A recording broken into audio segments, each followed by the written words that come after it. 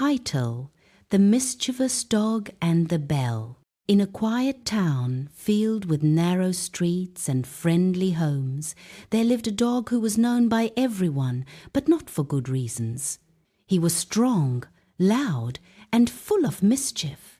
Wherever he went, trouble followed. He snapped at passers-by, barked fiercely at children, and chased anyone who came too close to his master's house. People crossed the street when they saw him. Shopkeepers shut their doors. Parents pulled their children closer. The dog seemed to enjoy the fear he caused. When people ran, he wagged his tail proudly. When someone shouted in anger, he barked even louder. He believed his behavior made him powerful. In his mind, respect and fear were the same. His master, however, was deeply troubled. He was a kind man who did not wish harm on anyone. Every day, neighbors came to complain. "Your dog nearly bit me," one would say. "Your dog scared my child," said another. The master scolded the dog many times, but the dog never listened. Tying him up all day felt cruel, yet letting him roam freely was dangerous. After much thought, the master came up with a plan. One morning, he brought out a large brass bell and fastened it firmly around the dog's neck. The bell was heavy and loud. With every step the dog took, it rang clearly through the street. The master said, "This bell will warn people when you are near. They will have time to move away, and no one will get hurt." The dog shook his head. Tinkle, tinkle. The sound echoed pleasantly in his ears. At first he was confused, but soon something strange happened. The dog began to like the sound. Every time he walked, people turned to look. Every time he ran, heads turned in his direction. The bell made him impossible to ignore. Instead of feeling ashamed, the dog felt proud. He strutted down the street with his chest pushed forward and his head held high. He walked slowly on purpose, just to hear the bell ring again and again. He thought the sound meant importance. "Everyone knows I am here," he thought. "I must be special." When people stepped aside, the dog believed it was respect. When children stayed away, he believed it was admiration.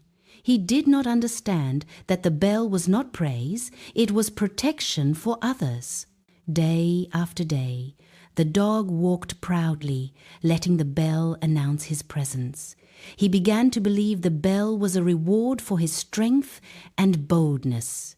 One afternoon, as the dog strutted past an old tree at the edge of the town, an old dog watched him carefully.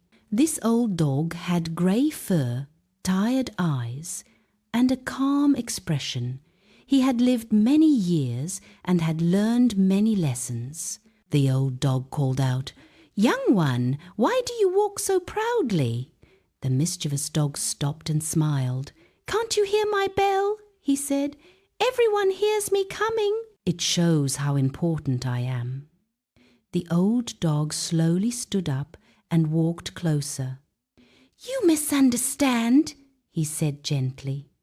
"That bell is not a sign of honor." The mischievous dog laughed. "Of course it is. People notice me everywhere." The old dog shook his head. "They notice you because they fear you. That bell was not given as a reward. It was given as a warning." The young dog frowned. "A warning?" "Yes," said the old dog. "It tells people to stay away because of your bad behavior. It is not something to be proud of. It is a badge of disgrace." The words struck the mischievous dog like a sudden silence. He took one small step back. Tinkle. The sound felt different now. For the first time, he looked around properly. He noticed how people avoided him. He saw the fear in their eyes. He realized no one smiled at him. No one came close. The bell had never made him important. It had only reminded everyone of his faults. The dog lowered his head. The bell rang softly, no longer joyful. He finally understood the truth. If he wanted respect, he would need to change, not wear a bell. From that day on, the dog tried to behave better. He barked less, snapped no more, and slowly the fear around him began to fade. And the bell? It still rang, but now it reminded him of a lesson he would never forget. Moral: not everything that makes you noticeable is a reward. Sometimes it is a warning meant to teach humility.